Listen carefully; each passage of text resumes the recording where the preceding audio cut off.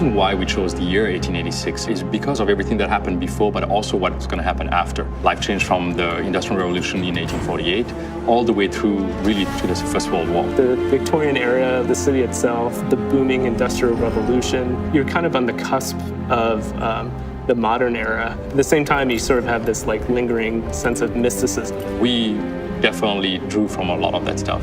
I remember being enamored with the whole idea of Camelot and the Knights of the Round Table. Something that was not religious, but really, about humanity. If you look at the Arthurian legend, there's some of them that go back to pre-Roman, Celtic, and we wanted to get that kind of Celtic lineage back into the oldest part of the order. It's so rich with the lore, with those interaction and people, these noble knights basically protecting humanity. And it was like, well, if we could meld a story like that, if we build those people, if we build something that is slightly outside the bounds of reality, can we make it real enough? We want that kind of double take where it feels like the 1886 that was, but then kind of out of the corner of your eye, it's like, well, there's certain things where we deliberately kind of deviate from history just to have that balance between getting that first read of believability and sort of the second read of, wow, that's kind of cool and different. We tried to echo a lot of things that were true of the time. We didn't want to recreate history, we wanted to twist it. We just poured over kind of the history of the era,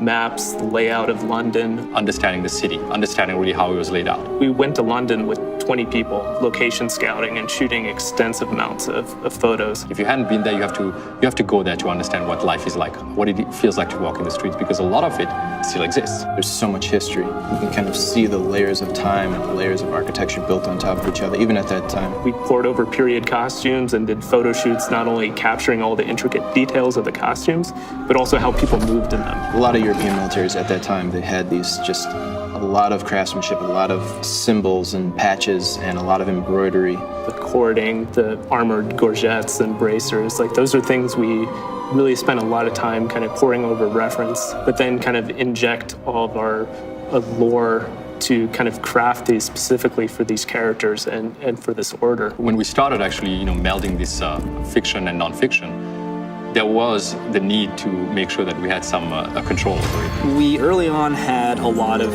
elements that were kind of more fantastic. It was very tempting and very easy early on to go like, if we're gonna do alternate history, let's alter the world a lot. The risk of approaching a game like this and bringing that balance between fiction and nonfiction, once you've basically, broken that suspension of disbelief, there is no, buying it back from the player. It kind of undermined the reality and the believability of the situations and the characters, and then it was kind of like all bets are off. We didn't want everything to be kind of pushed into alternate history. So more often than not, modes of transportation is the same, like horse-drawn carriages. But then there's technologies like airships that they did exist in that era, but we kind of pushed them ahead in the time frame. We brought in things that were potentially, 2-3 decades ahead of its time, brought them back into the 1886 era.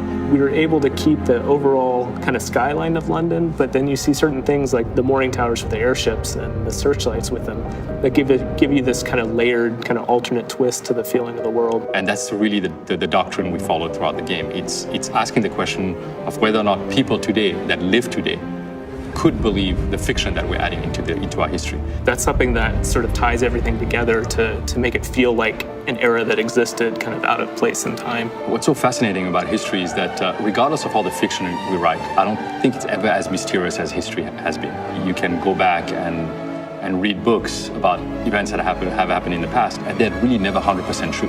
There's always something that actually is slightly off. That gave us so much ammunition basically to build this IP and building a narrative and making this game feel like you're actually living through it. We wanted people to understand how it was to live in that world and to experience the differences in our history firsthand through the eyes of somebody who has seen that history as well.